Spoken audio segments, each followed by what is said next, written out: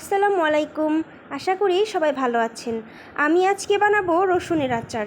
এর জন্য আমি প্রথমে রসুন থেকে কোয়াগুলো ছাড়িয়ে নিয়েছি। আমি বড় বড় রসুন দিয়ে আচারগুলো বানাবো। এখানে সরিষার তেলের মধ্যে আমি রসুনগুলো দিয়ে দিয়েছি। এখন এটাকে আমি ভালো করে কয়েক মিনিট নেড়ে নিব। ভালো করে কয়েক মিনিট নাড়ার পরে এখানে আমি মশলাগুলো অ্যাড করব। মশলাগুলোর মধ্যে আমি এখানে দেব ধনিয়ার গুঁড়ো এবং লবণ দিয়ে নেড়ে দিব। এটাকে নাড়ার পরে আমি এখানে দিয়ে দেব নাগা মরিচ। এই মরিচটা রসুনের আচারের মধ্যে দিলে খেতে কিন্তু বেশ ভালো লাগে। আমি বেশি দিব না, 3-4টে দিয়ে দিব। এরপরে নেড়ে নিব। এরপর আমি দিয়ে দিব এখানে তেঁতুলকে আমি গুলে রেখেছিলাম বিচিটা ফেলে দিয়ে।